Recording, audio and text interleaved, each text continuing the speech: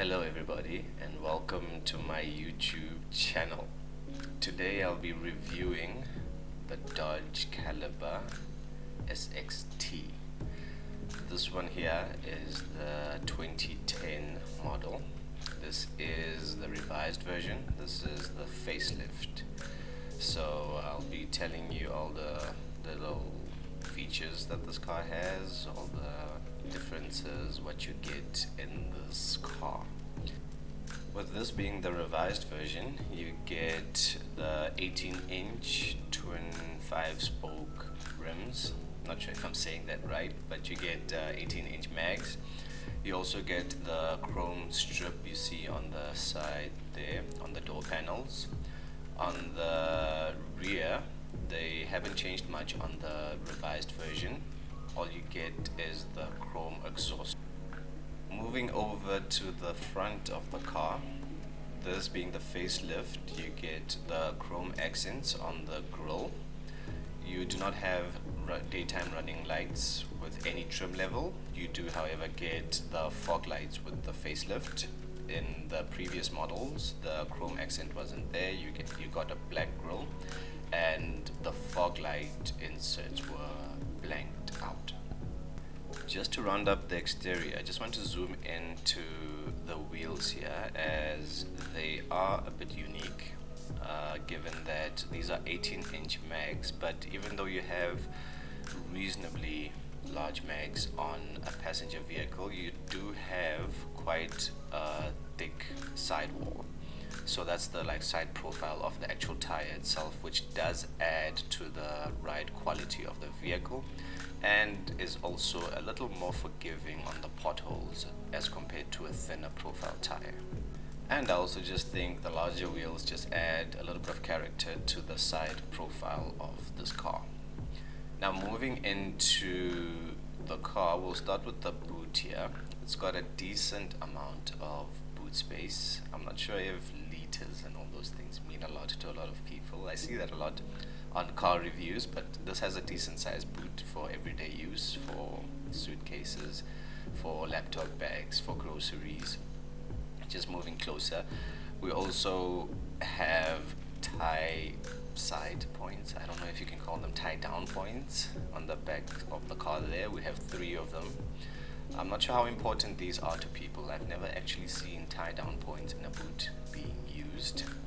What's much more useful would be side netting. And this car comes standard with a subwoofer in the back. That subwoofer is not aftermarket. It comes with every Dodge Caliber, even the pre-facelift model. And in case you're wondering, the other side doesn't have a subwoofer. It only has one on one side and a little bit of storage area there if you need the extra boot space. You also have a retractable load cover. With this car, you can also completely remove it and fold the seats down. The seats do fold down in a 60-40 split if you need the extra load area there. And then moving underneath the floor of the boot, you do get a spare wheel. Now here in South Africa, we call this a biscuit spare. It's one of those narrow spare wheels. It's not a full-sized spare wheel, but it gets the job done. And over there we have some cabling. I did have an aftermarket sound system connected, and we have one of those red triangular thingies. That does not come with the car. I had to get that separately. Before we move away from the boot, there's actually a little party trick, quite literally a party trick, that I almost forgot to mention.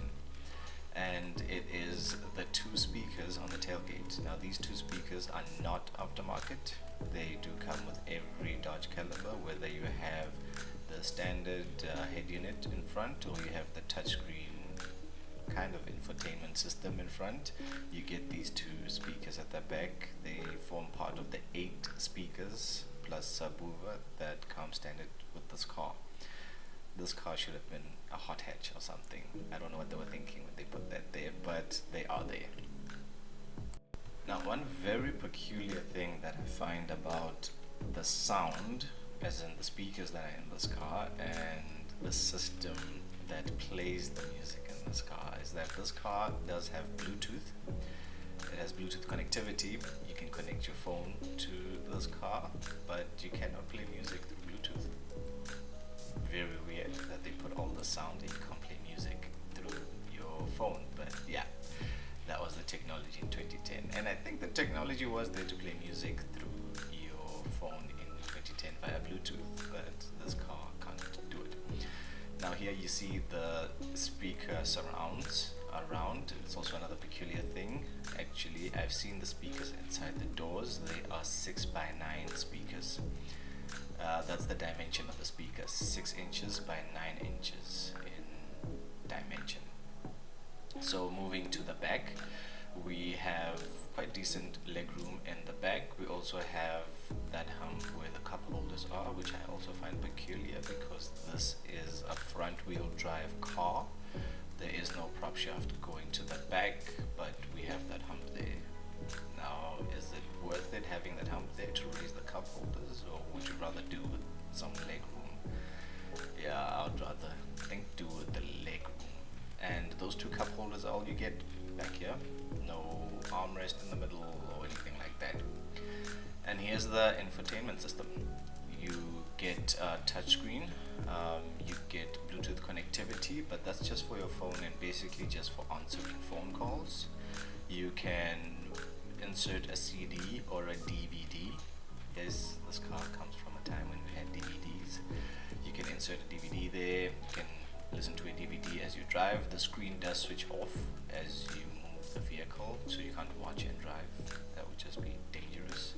So you also get a hard drive. That HDD stands for hard disk drive. This car comes with a 20 gig hard drive. So this touchscreen was an extra back in the day. This is not the standard radio. This is an optional extra from the manufacturer. You also have your standard radio channels there, and you also have voice prompts, so you can skip to the next station. If you're on radio, skip to the next track. If you are listening to music via your iPod, it has iPod connectivity in the glove box. It also has a hard drive, as I mentioned, and auxiliary, which is commonly known as an aux there. This car also has a multi-function steering wheel, which is not really multi-function. It just has 6 buttons. It's volume up, volume down, next track, previous track, and the 2 center buttons are to move between either radio or your different multimedia functions. You also cannot answer your phone from the steering wheel. You need to press the radio for that. You also cannot play music through a USB stick, like directly from the USB. You need to first load it onto the hard drive and then play the music from the hard drive. Now what I'm showing here is the view of the driver, and another thing to note about this car is those pillars there do form quite a blind spot, and they can get you into some tricky situations if you're not very vigilant. So that's just something to be aware of. Those pillars do block out quite a bit of your vision. But besides the pillars, this car does have some good visibility straight ahead and to the sides. It's got some large windows on the doors, and the visibility on the rear view mirror is also not too shabby. It doesn't have any big headrests in the back seats blocking your vision. On the dashboard you have a bit of extra storage there for loose change or keys. It is lined with rubber, so you won't hear things rattling in there as you're driving. And moving to the glove box, we do have that iPod I referred to earlier. That's where you store your iPod. It has the old, I think it's called a 32 pin. So I have an old, I think 2nd generation iPod Touch there. The battery's dead. If I disconnect it from that docking station, it will probably switch off in a few minutes. And we have a storage compartment here, which is also cooled.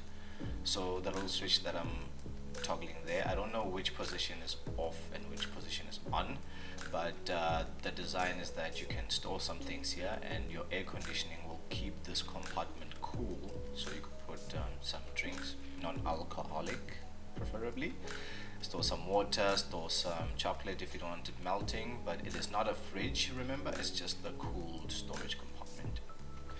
And now moving up front, we have the engine. It's not quite a show, but we have a 2.4 liter dual VVT.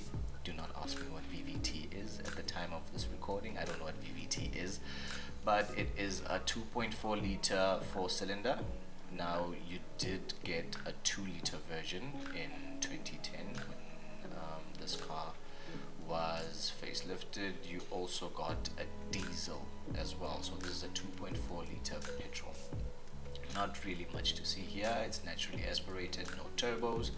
One thing I can mention here, I'm a person who likes doing things myself, especially small things like changing the bulbs on your headlights, and in this car there isn't much room up front to do that.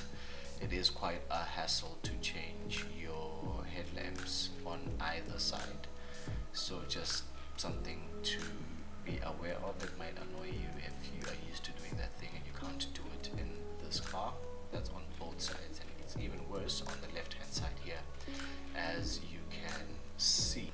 But all hope is not lost, because at least you can change your battery yourself if that is your thing. They've thought that one out, and they've made the little air scoop thingy there removable, and you can access your battery if you are the kind of person that changes your own battery or maintains your own battery. Don't think we get batteries that we maintain anymore, but yeah, the battery is accessible. One last thing up front here that I just want to point out is this insulation here, which looks a bit worn. This is not normal wear and tear from the engine. I had some rats eat into that. I had a little bit of a rodent problem, so that's not normal wear and tear from the engine. Now over here we have the cruise control here. This one was very peculiar for me, especially back in 2010 when this car was new. This was the first car that I had seen with a manual transmission that had cruise control. Before this car, I thought cruise control was only for automatic cars, where you chose the speed and the car will get you up to speed and did the gears and everything. But in a manual car, you get yourself up to speed with the gears and you lock the speed with the cruise control. Now, I am aware that there were many other cars before this one that were manual and had cruise control, but it was my first time. When purchasing this car brand new, you had the option of a sunroof, and as you can see in this particular car, there is no sunroof, and that's the unfortunate thing if you're in the market for one of these, is that you might get one without a sunroof because it wasn't a standard feature of the car. Now here you have your basic climate controls. It has air conditioning. It also has heated mirrors that you control through the climate system. You also have heated seats. You also could vary the angle of your headlights, and that's your hazard there. You also have traction control that you can switch off for the front wheels. I suggest you keep that on. And the last button on the left there is the heated seat controls for the passenger seats. So both driver and passenger have heated seats, and we also have a 12-volt socket there in the front. And that is my review of the Dodge Caliber SXT. I think it's a pretty underrated car for what you get and what you got at the time when this car was released, and I think it's also a pretty peculiar car for what you don't get. I'm still on the Bluetooth thing, guys. You should be able to play music through your Bluetooth. I mean, it cannot be for phone calls only. So let me know what you think about this car in the comments, guys. Subscribe to this channel. More content is on its way. Like this video if you liked it, and like it if you didn't. See you in the next one.